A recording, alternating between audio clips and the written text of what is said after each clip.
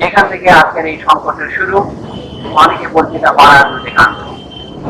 দেশের civil service থেকে শুরু করে সমস্ত সরকারি চাকরিতে সকলের বৈধভাবে প্রতিযোগিতা করার অধিকার থাকবে কি থাকবে না, সেই প্রশ্নটা অরাজনৈতিক প্রশ্ন নয়, এটা রাজনৈতিক প্রশ্ন।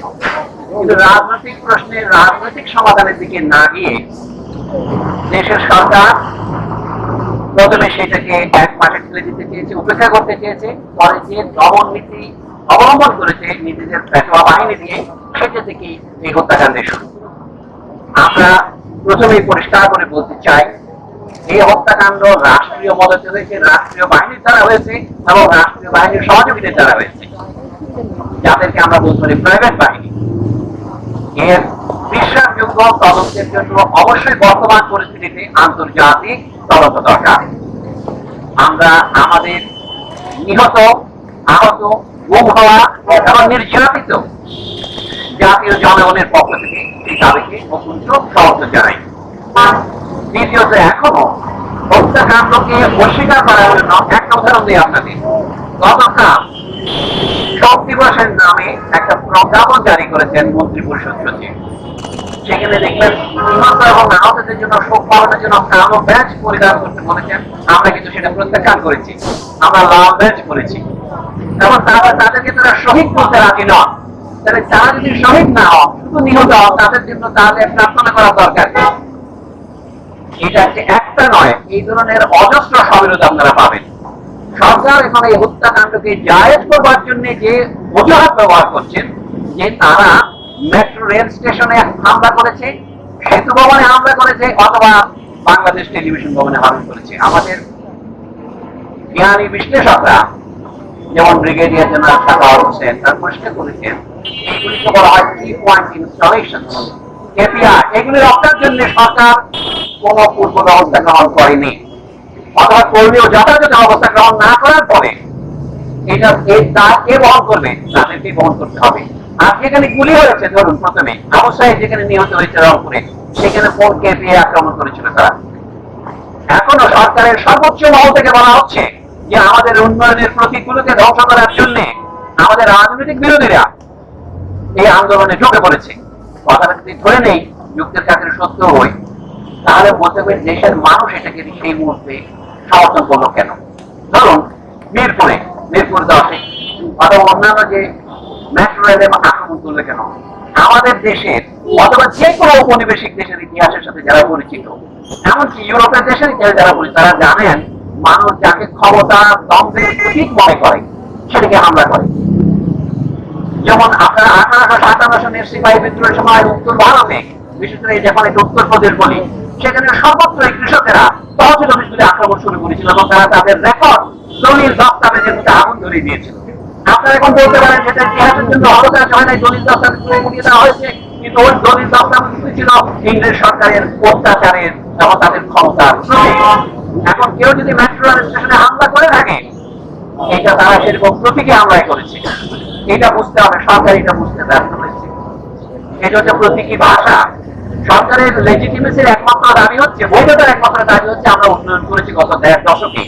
আইয়ুব খান সাহেবের 1 দশক ছিল, এখন শেখ হাসিনার 1.5 দশক হয়েছে। এই উন্নয়নকে মানুষ যে প্রত্যাখ্যান করেছে, সেটা দেখা যায়। ঢাকা শহরের সমস্যাটা কি ছিল?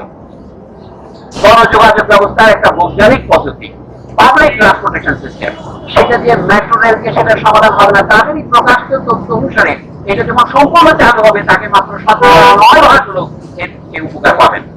তাকে এইটাকে প্রতীকী করে দেশের সমস্ত বাজেটের টাকাকে এক খাতে নিয়ে যাওয়া, এই ম্যান্ডেট কে দিয়েছে? এটা জনগণের সাথে আলোচনা করা হয়েছে। সুতরাং মানুষ যখন তথাকথিত উন্নয়নের প্রতীকগুলিকে আক্রমণ করে, সেটাকে আপনি প্রবলে মনে হবে দুর্ঘটনা, কিন্তু না, এর পিছনে একটা কারণ আছে। এইটা যদি আমরা বুঝতে পারি, তাহলে সরকারের বোঝা উচিত। সরকার বলছে আমরা 3টা নির্বাচনে জিতে এসেছি, এবং এটা তারা জানেন যে তাদের আর বৈধতা নেই। কাজে আমরা যখন বলেছি, আজকে অন্তত 1 সপ্তাহ আগে একটা বিবৃতিতে 33 জন নাগরিকের সাথে আমিও ছিলাম, আমরা বলেছি সরকারকে ক্ষমা চাইতে হবে। এখন সেই পর্যায়ে পার হয়ে গেছে। এখন জনগণের পক্ষ থেকে ক্রমশ ধ্বনি উঠবে। এই সরকারের ক্ষমতা থাকার অবস্থায় আপনারা কি কেউ বিশ্বাস করেন তারা এই ন্যায় বিচার করতে পারবেন? পারবেন না, কারণ তারা নিজেরাই হত্যাকারী। তবে হত্যাকারীর কাছে কি করে অধিকার চাইবে? যারা নিজেরা রাজাকার তারা অপরকে বলে রাজাকার। পৃথিবীতে এর চেয়ে বড় পরিহাস কি আছে? মানে যারা খুনি তারা আমাদের বলে খুনি, যারা বিশ্বাসঘাতক তারা আমাদের বিশ্বাসঘাতক। ক্ষমতার সর্বোচ্চ কিন্তু চাকরি কিন্তু রাজাকাররা বসে আছে। এবং যে ছাত্র যারা 2000 সনের পরে জন্মগ্রহণ করেছে তাদের কথা রাজাকার বলছেন। এবং আশ্চর্য লাগে কোন সরকার যখন অগণতান্ত্রিক, স্বৈরতান্ত্রিক এবং গণবিরোধী হয় তখন দেখা যায় তার যে রসবোধ সম্পূর্ণ হারিয়ে যায়। ছাত্ররা যখন বলেছে তুমি কে আমি কে, তাদের তারা ব্যঙ্গ করছে প্রধানমন্ত্রীকে। এই খবর বুঝতে তারা অক্ষম। এইটুকু উদ্ধৃত করে তারা বাকিটা বলে না কে বলেছে কে বলেছে। আমাদের মনে আছে আতাউর রহমান খান বলে একজন আওয়ামী রাজনীতিবিদ ছিলেন পাকিস্তান আমলে, তার দুখানা বই আছে, একটা নাম প্রজানতির 2 বছর, আর একটা নাম কি স্বৈরাচারের 10 বছর। তা আমরা সেই রকম অতিক্রম করেছি আমাদের যুগে। আমরা এখানে দাঁড়িয়েছি শুধুমাত্র যারা নিহত হয়েছে তাদের আত্মার মাগফিরাতের জন্য নয়, যারা বেঁচে আছে তাদের আত্মার মাগফিরাতের জন্য। আমাদের মাগফিরাত হচ্ছে, মাগফিরাতের মূল কথা হচ্ছে ক্ষমা, আল্লাহর কাছে ক্ষমা চাওয়া, আল্লাহকে উপযুক্ত রাখে। এবং যারা নিহত এবং আহত এবং যারা নির্যাতিত এখন নিপীড়িত এবং যারা পলাতক, আমরা তাদের প্রতিকার চাই। এবং এই প্রতিকার সম্ভব হবে যখন দেশের সমগ্র জনগণ ভোরের মতোই বেরিয়ে আসবে। বলা হচ্ছে এটা শুধু ছাত্র যুবকদের আন্দোলন, আসলে এটা ছাত্র যুবকদের আন্দোলন নয়, এটা সারা দেশের আন্দোলনে পরিণত হয়েছে এবং পরিণত হতে চলেছে। আন্দোলন বন্ধ হয় নাই, আন্দোলন বন্ধ হবে না। আমরা আজকে শিক্ষক হিসেবে দাঁড়িয়েছি, কিন্তু আমরা শিক্ষকতার বাইরেও আমাদের সামাজিক ভূমিকা আছে। আমরা তো বলবো বটে। এবং সবচেয়ে আমি একটা আত্মসমালোচনা করি, আমরা আমাদের যথাযথ ভূমিকা পালন করি। একটা কথা আমাদের বলি, আমাদের একটা ধারণা ছিল বেসরকারি বিশ্ববিদ্যালয়ের ছেলে মেয়েদের পালনের মধ্যে ওরা রাজনীতি করে না, এটা ঠিক ওদেরকে রাজনীতি করতে দেওয়া হয় না, উৎসাহিত করা হয় না। আজকে আমরা অবাক হলাম যখন সরকারি বা পাবলিক বিশ্ববিদ্যালয়গুলিতে সরকারি বাহিনীর হামলার ফলে সাধারণ ছাত্ররা জেগে উঠলো তাদের বিরুদ্ধে। তারা যখন পরাজয়ের মুখে তখন তাদেরকে সরিয়ে নিয়ে রাষ্ট্রে বাহিনী ঢুকিয়ে দেওয়া হলো। এবং তখনই দেখা গেল আন্দোলন ছড়িয়ে পড়লো। শুধু কি ঢাকার প্রাইভেট বিশ্ববিদ্যালয়গুলিতে না, সারা দেশে ছড়িয়ে পড়লো।